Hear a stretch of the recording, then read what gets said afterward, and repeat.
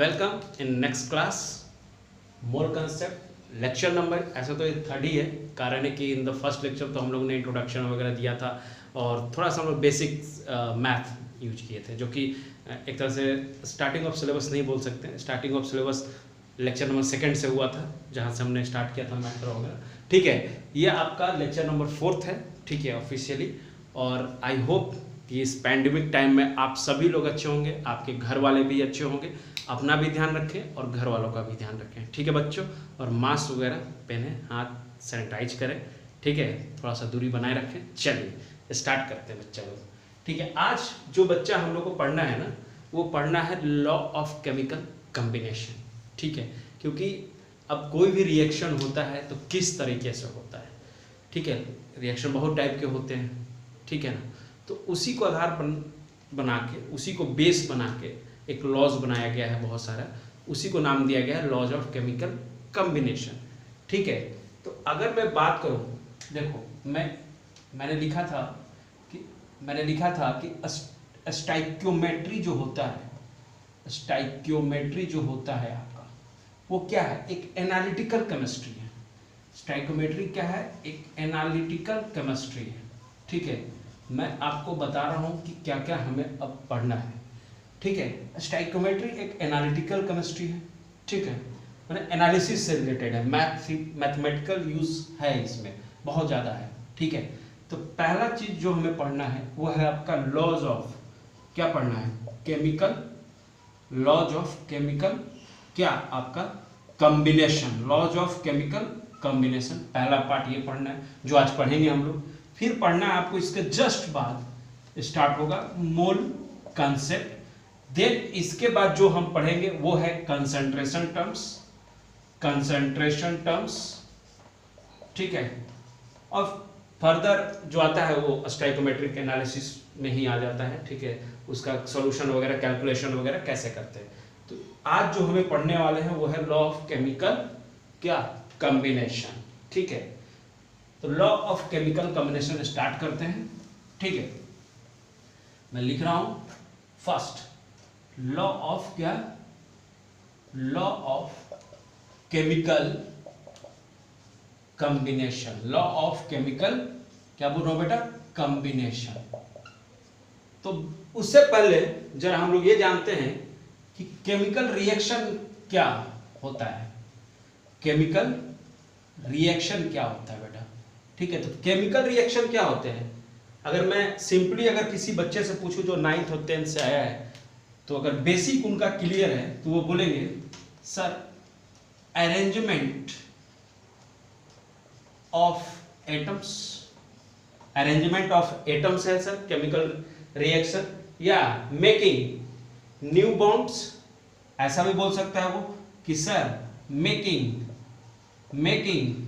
क्या new bonds and breaking क्या old bonds,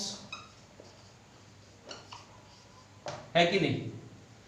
making new bonds and breaking क्या old bonds, है कि नहीं? जब भी केमिकल रिएक्शन होगा, अगर तुम समझो ऐसे एक जनरलाइज फॉर्म में ले लेता हूं यहां पे, ठीक है। तो समझना कि अगर A प्लस B है तो क्या बनाया? AB। तो अगर AB है और फिर ये C के साथ रिएक्ट कर रहा है, तो अगर ये बनाया AC प्लस B, तो क्या हुआ यहां पे? यहां पे क्या हुआ है? We have break this bond and A make the new bond with क्या? C। तो AC नया बॉन्ड फॉर्म किया, है कि नहीं? नया बॉन्ड क्या फॉर्म किया? AC प्लस क्या इसके साथ है? B रिलीज हुआ, है कि नहीं? इस पार्ट को हम लोग क्या बोलते हैं? इस पार्ट को क्या बोलते हैं हम लोग? Reactant side. और इसको क्या बोलते हैं हम लोग? Product side. दो पार्ट होता है इन द केमिकल रिएक्शन, एक रिएक्टेंट साइड और एक प्रोडक्ट साइड, है कि नहीं? क्लियर है सबको? तो चलो नया पहला लॉ हम लोग पढ़ते हैं। This is called law of conservation, law of conservation. चलिए ये आपने पढ़ा भी होगा, ठीक है, थोड़ा बहुत इसके बारे में आप जानते भी होंगे। थोड़ा सा डिटेल्ड हम लोग इसको यहां पे देखते हैं। लॉ ऑफ क्या बोल रहा हूं? Conservation of mass, law of conservation of mass, law of conservation of mass. अब मैं इसमें लिख रहा हूं, ठीक है, मैटर, मैं लिख रहा हूं यहां पे मैटर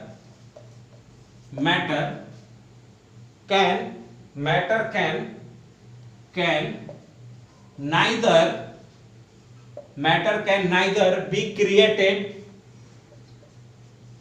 क्रिएटेड नॉर बी, क्या बेटा बोलो, नॉर बी क्या, डिस्ट्रॉयड ड्यूरिंग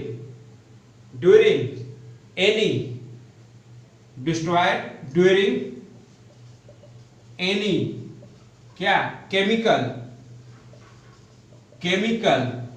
और क्या, फिजिकल, केमिकल और क्या बेटा बोलो, फिजिकल चेंज,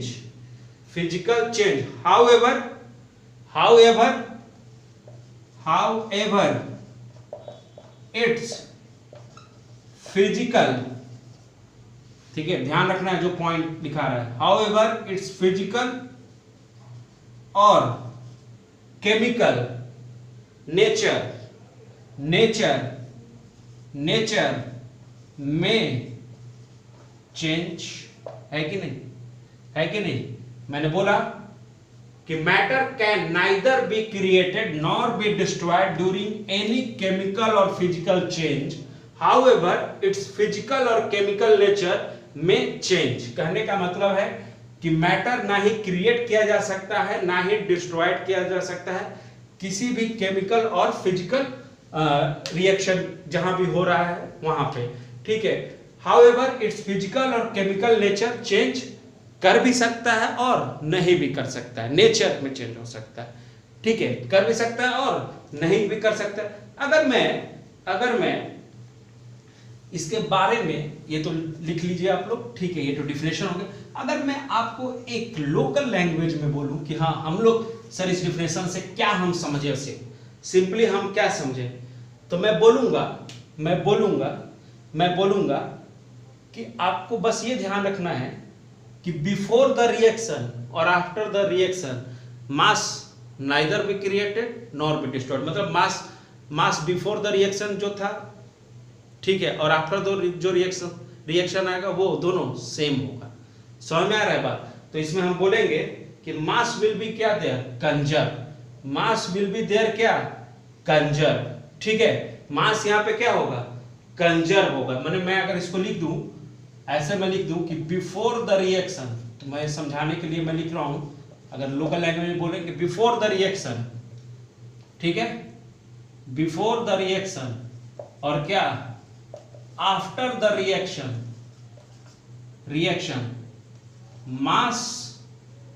मास क्या है यहां पे बोलो, मास विल बी क्या, conserve, mass will be conserve, mass conserve रहता है, ठीक है, बिफोर द रिएक्शन और equal to after the reaction mass will be क्या, कंजर्व, मास सेम रहेगा या एटम्स भी कंजर्व होगा। जब मास कंजर्व है तो एटम विल बी क्या, आल्सो कंजर्व, एटम भी कंजर्व होना चाहिए, है कि नहीं। अगर तुम समझो और लोकल भाषा में समझाता हूं, मान लो कि हम तुम्हें 10 केजी मैंने गेहूं दिया, आटा नहीं 10 केजी गेहूं दिया, ठीक है, वेट, तुम गए, समझ रहे हो, जो जहां पे गेहूं पिसाता है मिल, ठीक है, वहां पे गए, तुमने उसको दिया, क्या तुम्हें 9 केजी आटा लौटाता है क्या, तुम 9 केजी आटा लेके खुशी खुशी घर आ जाते होगे, ऐसा तो नहीं है ना, नहीं, हम कितना लेकर आते हैं, 10 केजी ही लेके आते हैं। तो मास क्या रहा, थ्रू आउट प्रोसेस मास क्या रहा, कंजर्व रहा, 10 केजी दिया मैंने, 10 केजी ही लिया, तो मास क्या हुआ यहाँ पे, कंजर्व हुआ। अगर रफली भाषा में हम तुम्हें समझाएं, लोकल भाषा में, है कि नहीं। तो अगर मैं एक केमिकल रिएक्शन से तुम्हें समझाऊं, ध्यान रखना यहाँ पे जो भी केमिकल रिएक्शन मैं लिख रहा हूँ वो इंपॉर्टेंट इसलिए कि आपको उसके बारे में यहाँ पे नॉलेज दिया जाता है, ठीक है, तो आपको पता होना चाहिए। जैसे मैंने लिखा है HgO, ठीक है, मरकरी का ऑक्साइड है, ठीक है, तो इसका कैसा कलर होता है, तो मैंने लिखा है कि ये रेड पाउडर फॉर्म में पाया जाता है। तो HgO को जब हम हीट करते हैं, HgO को जब हम हीट करते हैं तो हमें सिल्वरी लिक्विड, सिल्वरी क्या मिलता है, लिक्विड ऑफ मरकरी मिलता है, और आपका क्या, कलरलेस कलरलेस ये मिलता है आपका गैस। ठीक है, समझ में आ रही बात? तो तुमको समझना है कि अगर मैं इसको हीट कर रहा हूं, ठीक है, तो मुझे क्या मिल रहा है? Hg सिल्वरी कलर में, और क्या मिल रहा है? Half O2। ये क्या है? एक गैस है, कलरलेस गैस है। ये क्या है? कलरलेस गैस है, समझे? ये कलरलेस गैस है, और ये क्या है? इसका कलर कैसा है? सिल्वरी कलर है। समझ में आ रहा है? हमको Hg मिलता है जब इसको हीट करते हैं, टेम्परेचर देते हैं इस रेड पाउडर वाले को, जो कि HgO है। तो जैसे ही इसको तुम हीट दोगे ना, जैसे ही तुम इसको हीट दोगे, ऐसा मैंने बना दिया कि हीट दे रहा हूं, टेम्परेचर दे रहा हूं, हीट दूंगा, तो ये किस में ब्रेक करता है? सिल्वर में, और ऑक्सीजन हाफ O2। अगर मान लो कि यहाँ पे ये x ग्राम है, यहाँ पे इसका कितना वेट है? मान लो मास इसका x ग्राम है, ठीक है, तो समझो इन दोनों का मिला के भी मास कितना हो चाहिए? x ग्राम। अरे होना चाहिए ना, तभी तो क्या हुआ? मास क्या हुआ? यहाँ पे कंजर्व हुआ बेटा। अरे बोलो, सही है ना बात? क्लियर है सबको? समझ में आया रिएक्शन? चलो नेक्स्ट पॉइंट, ठीक है, ये क्लियर हुआ? अब चलते हैं जरा। अब जरा मैं तुम्हें एक क्वेश्चन देता हूं इस पे। चलो एक क्वेश्चन मैं लिखता हूं, ठीक है। चलो एक और छोटा सा, चलो तुम्हें एक और एग्जांपल दे देता हूं। मान लो तुम ये रिएक्शन पढ़े होगे, CH4 प्लस क्या? 2O2 मान लो ले लिया मैंने, तो इससे क्या बनता है? बोलो, इससे क्या बनेगा? CO2 प्लस क्या बनता है? बोलो, 2H2O। ये बनता है ना, CH4 plus 2O2 gives out क्या? CO2 प्लस क्या? 2H2O। मान लो कि इसका कितना है? ये 60 ग्राम लिया गया है, और ये 64 ग्राम है। अरे समझो, मास से रिलेट कर रहे हैं, ठीक है, और ये कितना? 36 ग्राम है, ठीक है। तो इस x का वैल्यू क्या होना चाहिए? तो जरा बता दो। तो कोई भी सिंपल बच्चा होगा तो बोलेगा कि सर मैं इसको ऐसे सॉल्व कर दूंगा कि ये 64 ग्राम है प्लस ये कितना है? 16 ग्राम है, इक्वल टू x प्लस क्या? 36 ग्राम। सर मैं इसको ऐसे सॉल्व करूंगा, है कि नहीं? तो इसका वैल्यू कितना आ जाएगा? देखो x इक्वल टू क्या आ जाएगा?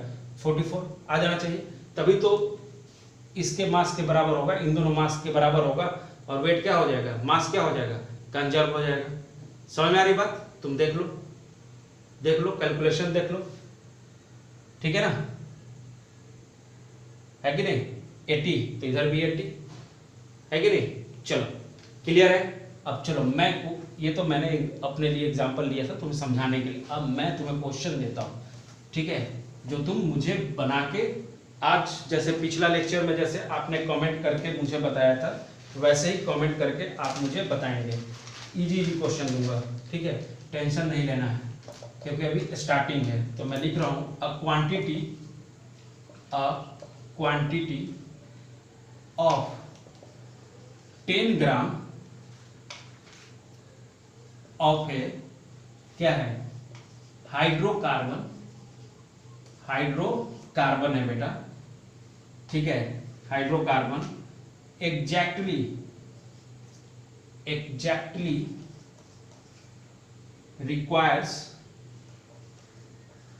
requires क्या? 40 ग्राम ऑक्सीजन फॉर कंप्लीट क्या बता? फॉर कंप्लीट कंबसन, ठीक है। The products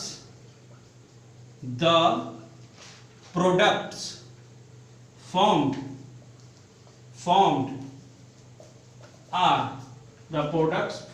are CO2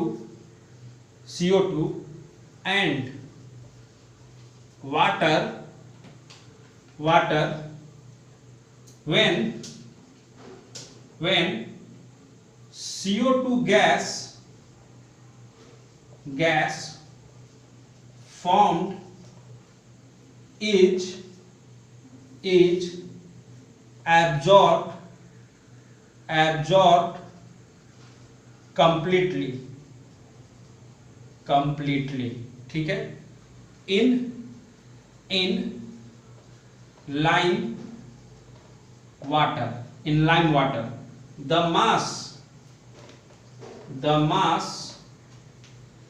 of solution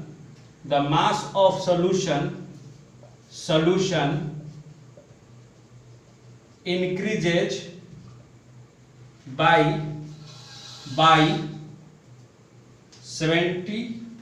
27.5 ग्राम। ठीक है, तो व्हाट इज द mass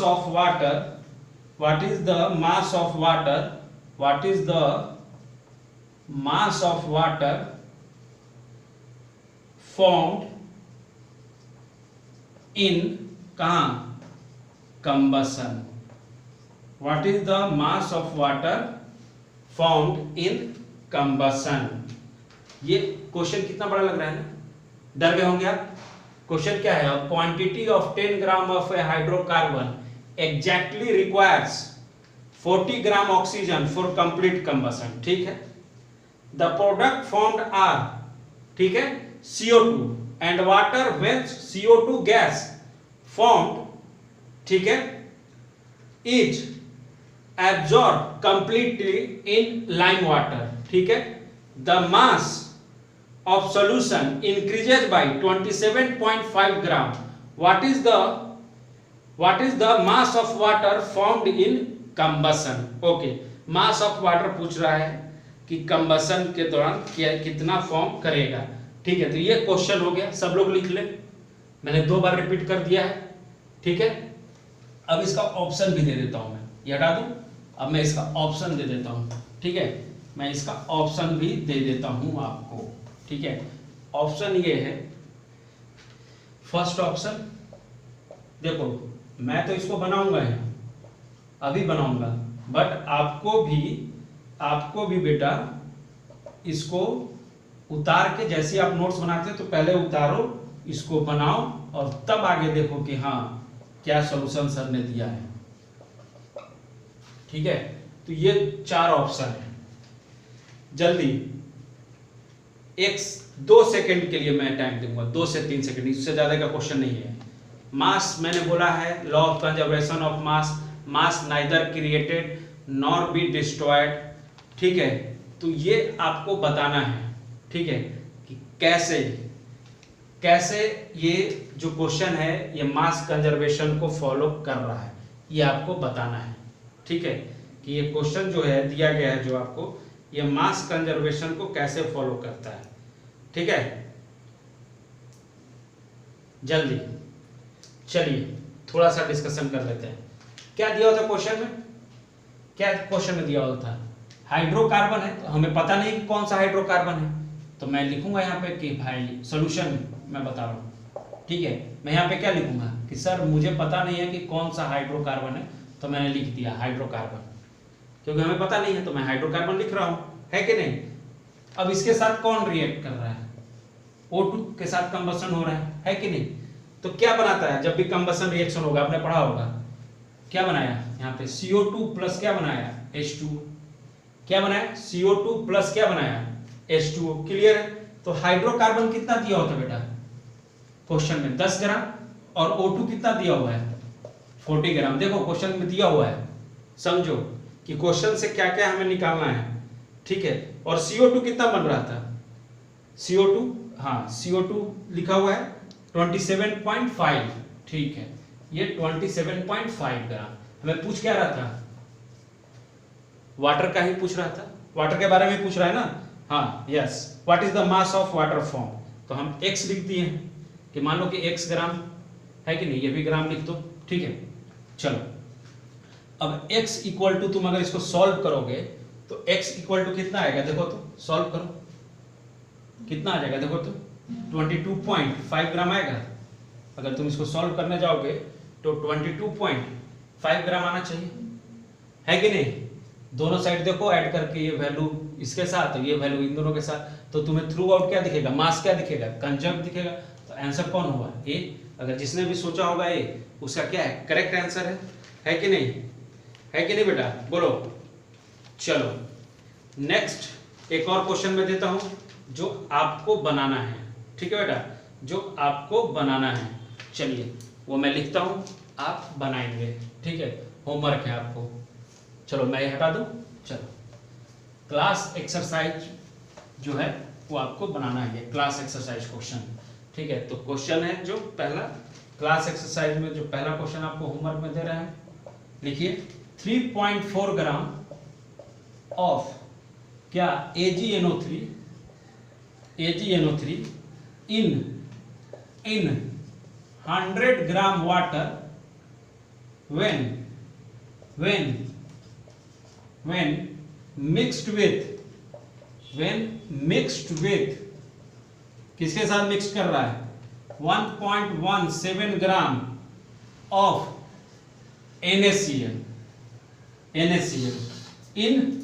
इन कितना, इन 100 ग्राम वाटर, ठीक है, 2.87 ग्राम AgCl and 1.7 gram NaNO3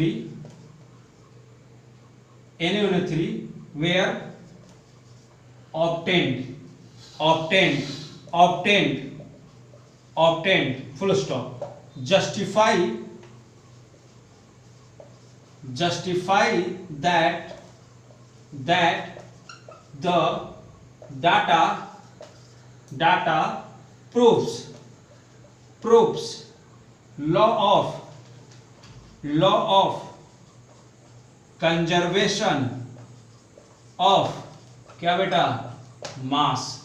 question है कि 3.4 gram of AgNO3 in 100 gram water, comma when mixed with 1.17 gram of NaCl, ठीक है, in 100 gram water, 2.87 gram AgCl and 1.70 gram NaNO3 were obtained. Justify that the data proves law of conservation of mass को ये क्या कर रहा है, proof कर रहा है, ठीक है। अब नेक्स्ट, उसके बाद हम लोग नेक्स्ट लॉ पे आते हैं, चलो ठीक है, या एक मिनट, नेक्स्ट लॉ पे आते हैं हम लोग, वो है आपका लॉ ऑफ कांस्टेंट प्रोपोर्शन। इसके बाद हम लोग लॉ ऑफ डेफिनिट प्रोपोर्शन या फिक्स्ड भी बोलते हैं इसे, ठीक है ना, उसके बारे में देखते हैं। एक चीज हमेशा ध्यान रखना है कि जो मास वाला कंडीशन है, mass is neither created not be destroyed, ये आपका ऑर्डिनरी फिजिकल या केमिकल चेंज में इस पर कोई असर नहीं पड़ता है, इसलिए एक पर्टिकुलर पे पड़ सकता है, बट ऑर्डिनरी कंडीशन में हमेशा मास क्या होता है, कंजर्व होता है। तो ये हम मान के चलते हैं इस लॉ के लिए, ठीक है। तो चलिए नेक्स्ट, कोई भी डाउट नहीं होना चाहिए, कंसेप्ट क्लियर, ऑल क्लियर नहीं, क्लियर भाई, ठीक है। लॉ ऑफ क्या बोल रहा हूं मैं, लॉ ऑफ कांस्टेंट या इसको डिफिनिट भी बोलते हैं, डिफिनिट क्या, डिफिनिट प्रोपोर्शन, समझ में आ रहा है, definite proportions, law of constant या डिफिनिट प्रोपोर्शन, ठीक है। इट स्टेट्स दैट, मैं इसमें लिखूंगा, it states that a chemical compound, it states that a chemical, क्या बोल रहा हूं, compound, ठीक है, irrespective of the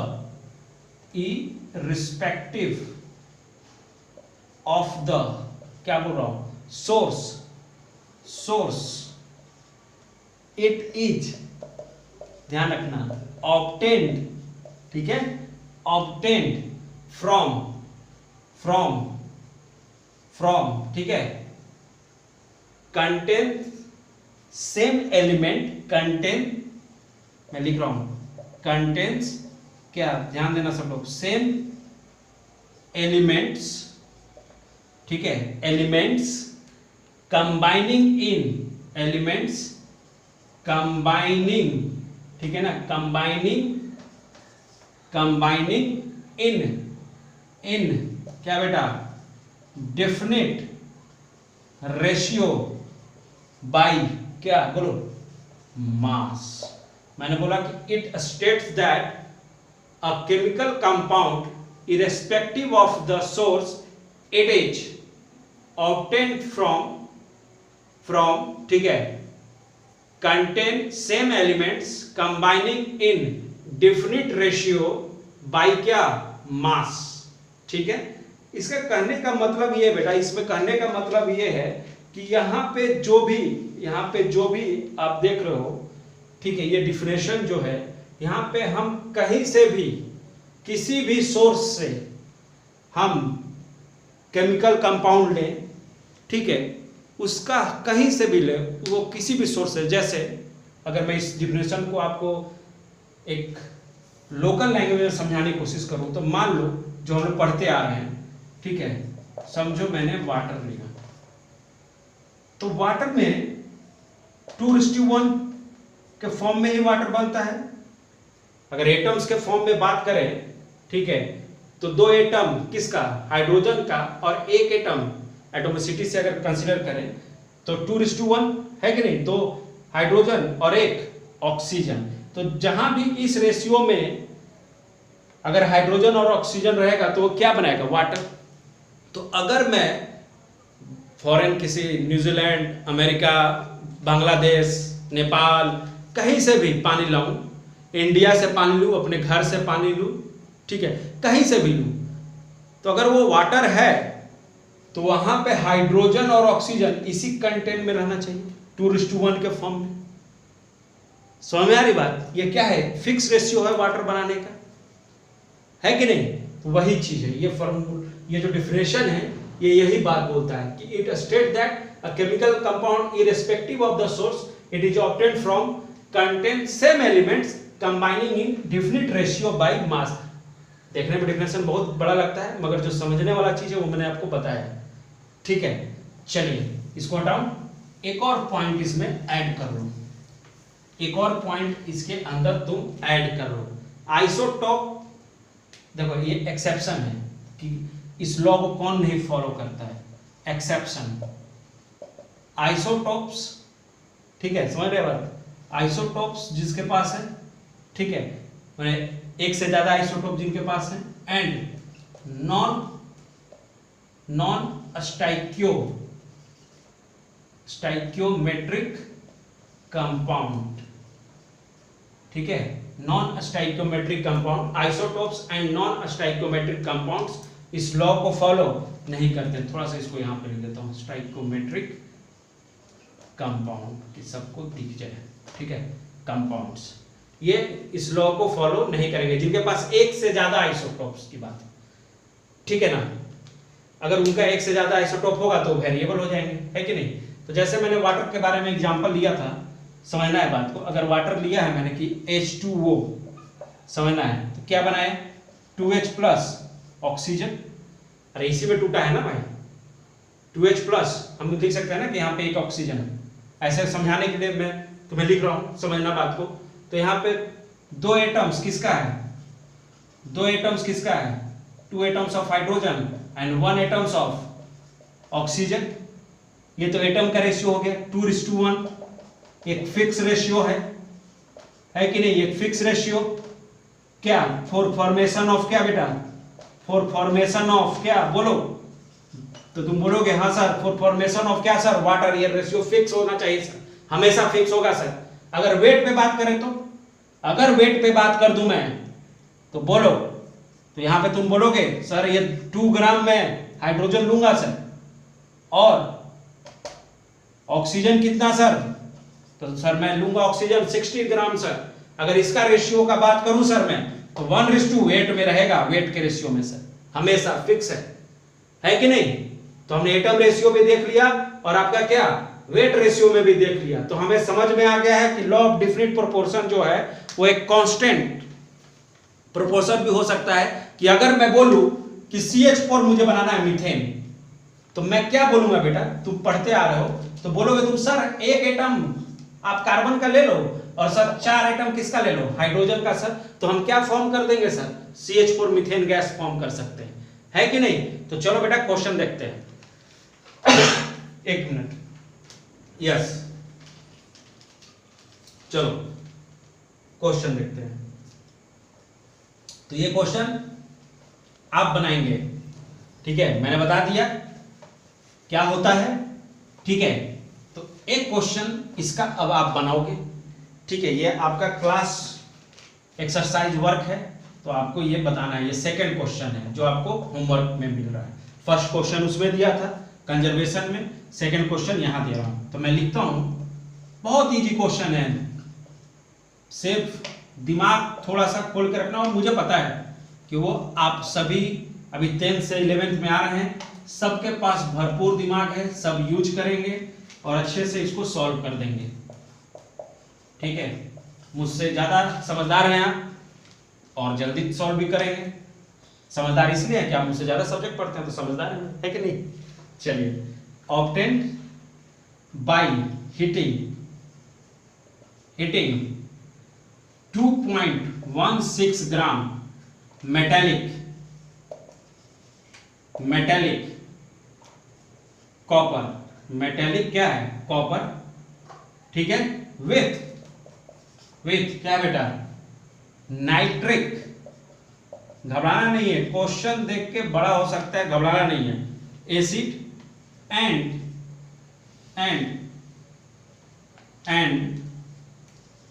subsequent ignition was 2.7 gram. Okay, ignition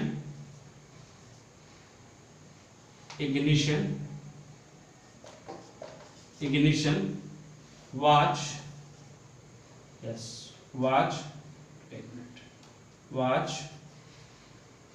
2.7 ग्राम। ठीक है, in another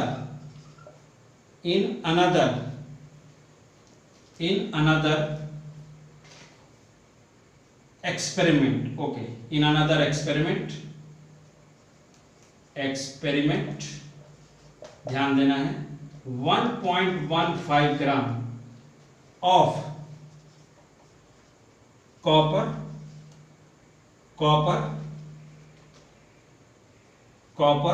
oxide on reduction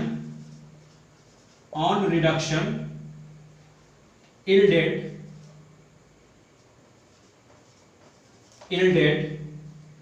0.92 gram of Cu, so that results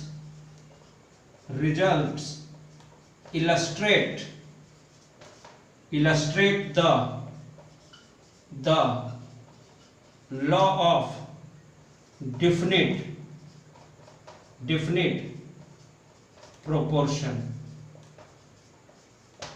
ठीक है, मैंने लिखा बेटा कि the mass of copper oxide, ठीक है, obtained by heating 2.16 gram metallic copper, दिख रहा है Cu, with nitric acid and subsequent ignition was 2.7 ग्राम। ठीक है, समझ आ रही बात? ओके, पढ़ने का मतलब है कि फर्स्ट में जो कॉपर है प्लस क्या है? Copper oxide by heating with, ठीक है, 2.16 gram metallic copper with nitric acid. ठीक है, कॉपर ऑक्साइड बन रहा है जब हम उसको किसके साथ हीट कर रहे हैं? नाइट्रिक, मतलब HNO3 के साथ। चलो, एंड सब्सिक्वेंट इग्निशन मतलब इग्निशन से बन रहा है और वो मिल रहा है हमें 2.7 ग्राम। कौन मिल रहा है हमें?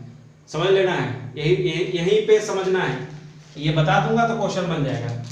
सब्सिक्वेंट इग्निशन वाज 2.7 ग्राम। ठीक है, इन अनदर एक्सपेरिमेंट, अब एक और एक्सपेरिमेंट है, 1.15 gram of copper oxide on reduction yielded 0.92 gram of copper, shows that result illustrate the law of definite proportion। इसको आपको एज ए होमवर्क बनाना है। चलिए नेक्स्ट लॉ देखते हैं। नेक्स्ट देखते हैं हम लोग लॉ ऑफ क्या? Multiple proportion. ये दोनों क्वेश्चन कमेंट बॉक्स में आना चाहिए सबके नाम के साथ। ठीक है, एकदम आना चाहिए बेटा कि आपको हाँ सर मेरे को ये चीज़ें समझ में आ गई है, मैं कुछ पे क्वेश्चन कर सकता हूँ सर, आप कितना भी क्वेश्चन दो मैं करने के लिए रेडी हूँ, क्योंकि मुझे सर नीट और जेई में फोड़ देना है सर इस बार। जब भी नीट जेई मेरी बारी आएगी सर, ठीक है, 2 साल की प्रिपरेशन में मैं हूँ, मैं इसको फोड़ के रख दूंगा। चलिए तो अब आते हैं नेक्स्ट थर्ड, लॉ ऑफ क्या, मल्टीपल, बोलो मल्टीपल प्रोपोर्शन, है ना, law of multiple proportion, law of multiple proportions, law of multiple क्या बोल रहा हूं, proportion, law of multiple proportion की बात हो रही है, यहां पे ध्यान देना है, ठीक है, मैंने 3-4 बार बोल दिया, ठीक है।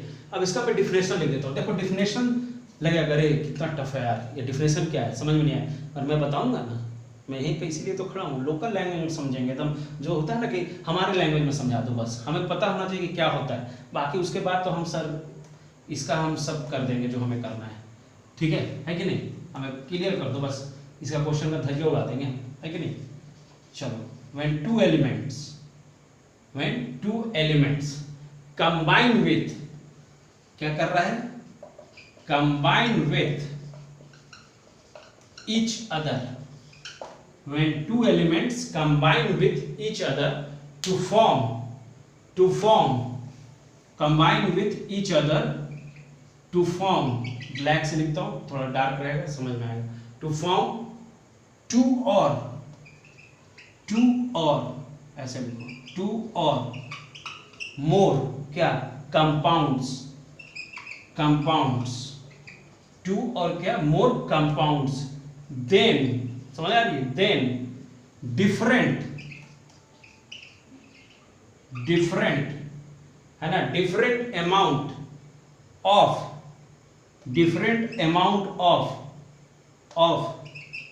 one element which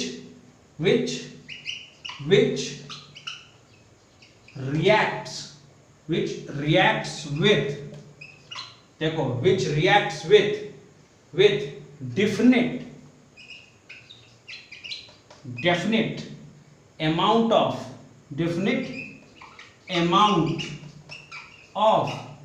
क्या,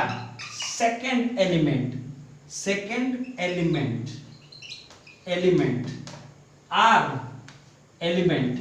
are in whole, क्या बोल रहा हूं, whole number ratio, are in whole क्या बेटा, number ratio, are in whole number ratio, when two elements combine with each other to form two or more compounds, then different of क्या बेटा, different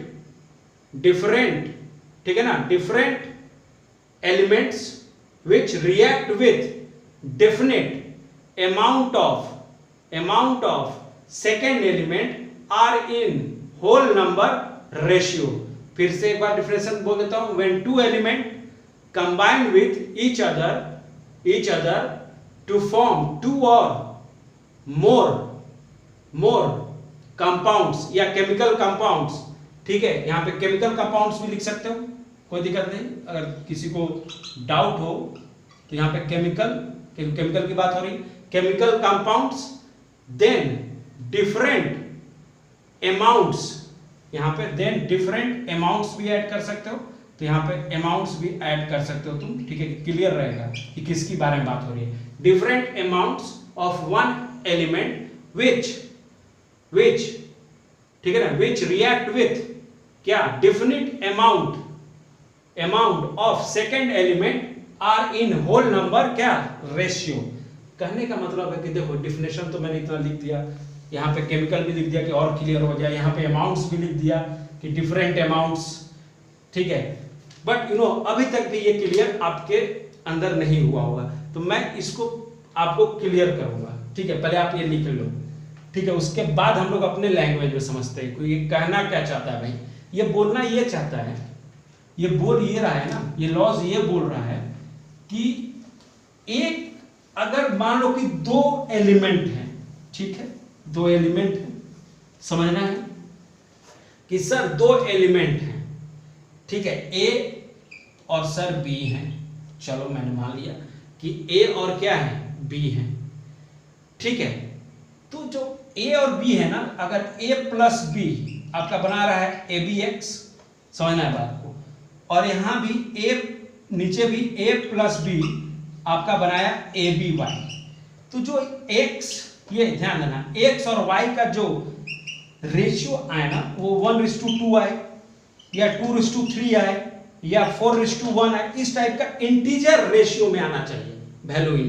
इनका value किस ratio में आना चाहिए, integer ratio में। अभी भी नहीं क्लियर हुआ तो मैं ये बताना चाहता हूं कि एक, जैसे मान लो कि नाइट्रोजन मैंने लिया, चलो, और ऑक्सीजन लिया, अब तुम्हें क्लियर हो जाएगा। ये जनरलाइज फॉर्म है।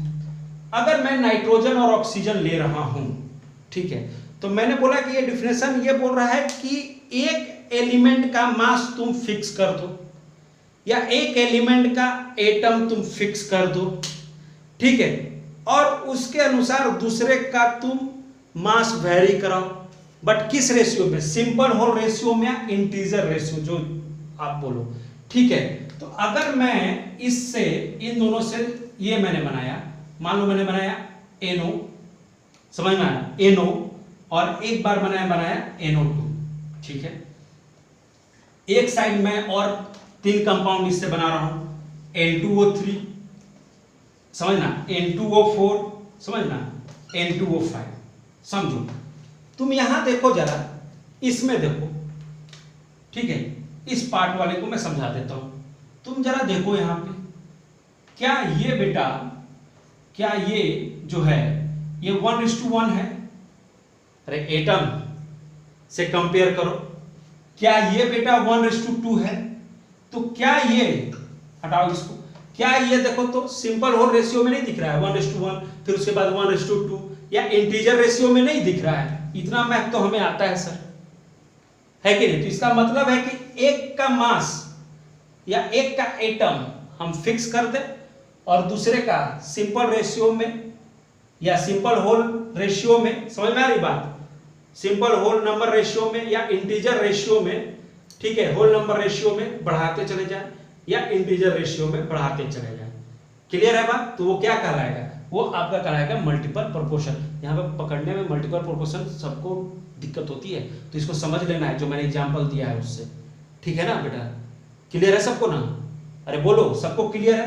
कुछ नहीं, एक का, उसमें एक का क्या फिक्स कर दूंगा, एक का मैं मास फिक्स कर दूंगा या एटम को क्या कर दूंगा, फिक्स कर दूंगा, और सर दूसरे को उसके मल्टीपल में या सिंपल, वही बोलते हैं सिंपल होल नंबर रेशियो या इंटीजर रेशियो में बढ़ाते चले जाएंगे। क्लियर है? तो बहुत इजी है, सिर्फ समझ लेना है, ठीक है। चलो बेटा नेक्स्ट देखते हैं हम लोग, नेक्स्ट हम लोग देखते हैं आपका 4th नंबर जो है, ठीक है ना, जो 4th नंबर कॉम्बिनेशन है उसको देख लेते हैं, ठीक है। तो चलिए 4th नंबर है आपका law of reciprocal proportion.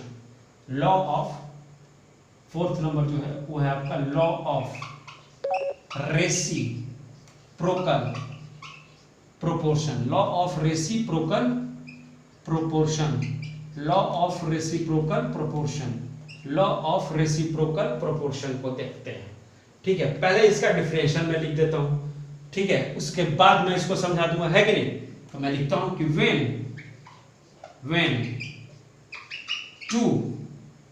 when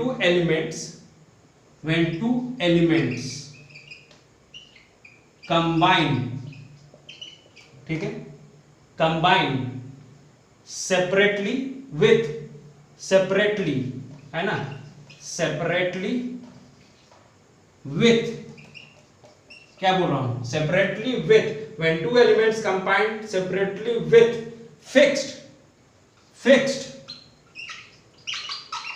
mass of third element, with fixed mass of, क्या बोल रहा हूं, third element,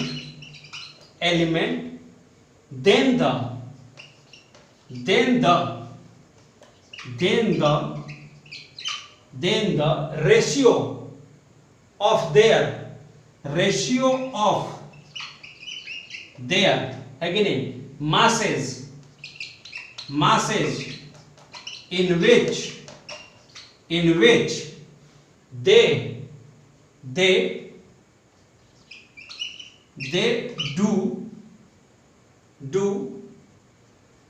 do either the same or some क्या, होल, सम, बेटा बोलो सम होल, याद रखना है। देखो मैं भी याद रखता हूँ चीजों को, तभी एनालाइज कर पाता हूँ, तभी लिख पाता हूँ। तो मैं भी सोच के लिखता हूँ कि हाँ बच्चे कैसे सोचेंगे, है ना। आइदर द सेम और सम होल, इसके बाद होल नंबर, है कि ना, number multiples of the ratio in which, ठीक है बेटा, they combine, in which they combine with each other, देखो इतना बड़ा डिफिनेशन है, बट हमें समझना बहुत इजी वाली चीज है, एकदम इजी चीज समझा देना है, इजी तरीके से इसको। इतना बड़ा जो है डिफिनेशन, ये हमें समझ में आया चाहे नहीं, इससे कोई मतलब नहीं, क्योंकि ये तो पूछता नहीं है एग्जाम में, पूछता तो क्वेश्चन है ना, तो हमें क्वेश्चन कैसे सॉल्व करना है वो जानना है हमें कि इसका मतलब क्या होता है। इसने बोला है कि when two element combined separately with fixed mass of third element, then the ratio of their masses in which they do either the same or some whole number multiple of the ratio in which they combine with each other। कहने का मतलब है कि मान लो कि वहां पे कि अब तुम सोचो कि जो पिछले हमने पढ़ा था अभी मल्टीपल में, वहां पे हम दो एलिमेंट ले रहे थे, दो एलिमेंट लेके, है कि नहीं, दो या दो से अधिक हम लोग क्या बना रहे थे, मिनिमम दो ही बन रहा था या दो से अधिक क्या बना रहे थे, अपना कंपाउंड बना रहे थे, है ना, विथ क्या, मल्टीपल होल रेशियो में। यहाँ पे क्या है, यहाँ पे हम 3 अब कंपाउंड लेंगे और उन तीनों का देखेंगे कि क्या तीनों में रिलेशन आता है, क्या प्रोपोर्शन निकल के आता है वेट के अनुसार। कैसे हम बताएंगे कि वो एक दूसरे के रेसिप्रोकल है, वर्ड से क्लियर करो। चलो मैं समझाता हूं, समझना जरा, यहां पे समझना है, ठीक है। देखो बहुत इजी है समझना, ठीक है। अगर मैं तुम्हें बोलूं, समझना, ए, चलो ऐसे समझो, a प्लस सी, है कि नहीं, ये क्या बना रहा है, x कंपाउंड बनाया, और ये क्या है, x ग्राम है, समझना इस बात को, ठीक है। यहाँ पे b प्लस सी, भी क्या बना रहा है, y, और ये भी कितना है बोलो, x ग्राम है, समझना है बात को। तो a प्लस बी, अब a प्लस बी, समझना है, a प्लस बी क्या बना रहा है बेटा, z। तो इसका जोड़, समझना, यहाँ पे जो मास रेशियो है ना, यहाँ पे जो आना चाहिए ना इनका, a और b का मास, वही यहाँ पे भी 1:b, अगर ये a है और यहाँ पे ये b है, तो वही सेम मास यहाँ भी दिखना चाहिए 1:b में, या होल नंबर रेशियो में नजर आना चाहिए 1:b, ठीक है। और ऐसा 1 समझो, 1 नहीं a है, मैं 1 बोल देता हूँ, ठीक है ना, a:b में आना चाहिए, होल नंबर रेशियो में आना चाहिए, जैसे। चलो ये तो जनरलाइज फॉर्म होगा। चलो अगर नहीं समझ में आया फिर एक और तरीका है मेरे पास। चलो हमने हाइड्रोजन लिया, सल्फर लिया, ऑक्सीजन लिया, ठीक है, ये 3 कंपाउंड मैंने ले लिया है। अब इस 3 कंपाउंड से 3 फार्मूला मैं फॉर्म करूंगा, ठीक है। चलो मैं यहाँ पे सल्फर का मास फिक्स करता हूँ। चलो मैं 32 फिक्स कर दिया, चलो ग्राम लिखने की जरूरत नहीं, मैं फिक्स कर दे रहा हूँ 32 है, ठीक है। चलो अब मैं, चलो तुम्हें यहाँ पे ये हटा दूँ जनरलाइज फॉर्म, चलो समझना जरा, यहीं से तुमको इसको समझ लेना है, ठीक है। चलो अब मैं पहले सल्फर प्लस हाइड्रोजन का रिएक्शन करा रहा हूँ, समझना। तो सल्फर और हाइड्रोजन का अगर रिएक्शन कराऊं तो ये बनाया H2S, समझते चलना, ठीक है। फिर मैं सल्फर प्लस ऑक्सीजन का रिएक्शन करा रहा हूं और मैंने बनाया SO2, ठीक है, SO2, ठीक है। फिर मैं यहां पे हाइड्रोजन प्लस ऑक्सीजन का बनाया है और ये लिख रहा हूं मैं H2, ये तो आपको आता है। चलो, ये 3 एलिमेंट से मैंने 3 कंपाउंड फॉर्म किए हैं रिएक्शन से, ठीक है। चलो समझो, H2 का यहां पे वेट कितना है 2 ग्राम और सल्फर का 32 ग्राम जो मैंने माना था। चलो अब यहाँ पे बहुत सर 32 ग्राम यहाँ पे क्यों लिखे थे, यहाँ पे लिखते हैं भाई अंडरस्टैंडिंग समझो, ठीक है ना, अंडरस्टैंड करो इस बात को, ठीक है। यहाँ पे सल्फर कितना है बोलो, यहाँ पे सल्फर कितना है बोलना है सभी को, ध्यान रखो, ठीक है, फिक्स है वो तो चेंज तो नहीं होना। ऑक्सीजन कितना है यहाँ पे बोलो 32 ग्राम है कि नहीं, 32 ग्राम है। चलो अब यहां पे जरा हाइड्रोजन और ऑक्सीजन का रेशियो हम देखते हैं, रुक जाओ। यहां पे ये कितना है 2 ग्राम है कि नहीं, है ना 2 ग्राम, अरे समझना। चलो और ये कितना है 16 ग्राम है। क्लियर है सबको, क्लियर है यहां तक? हाँ चलो अब जरा समझते हैं हम लोग, ठीक है। अब यहां पे समझते हैं, यहां पे 2:16 में है, ठीक है। अब यहां पे तुम हाइड्रोजन का देखो, यहां पे हाइड्रोजन का देखो कितना है हाइड्रोजन बोलो, समझना है। यहां पे हाइड्रोजन कितना है बोलो 2 ग्राम है। ऑक्सीजन कितना है देखो जरा, ऑक्सीजन देखो कितना है 32 ग्राम है। तो क्या ये सिंपल होल नंबर रेशियो में नहीं है, ये दोनों सिंपल होल नंबर रेशियो में है ना, सिंपल होल नंबर रेशियो में है कि नहीं है, ये जल्दी बताओ। ये 2:6 है यहाँ पे, क्योंकि मैं सिर्फ यही दोनों को फिक्स नहीं किया था, तो इन्हीं के वेरिएबल को मैं चेक करूंगा यहाँ पे, ठीक है। इन्हीं के वेरिएबल को मैं सिर्फ ऑक्सीजन और हाइड्रोजन वाले तो मैं चेक करूंगा, ठीक है, ये सिंपल होल नंबर रेशियो में फॉर्मूला में आ रहे हैं कि नहीं, तो मैं यहां से चेक कर रहा हूं। चलो ऑक्सीजन 32, अरे 2 है ना, तो 1 का 16 तो 16 इंटू 2 32।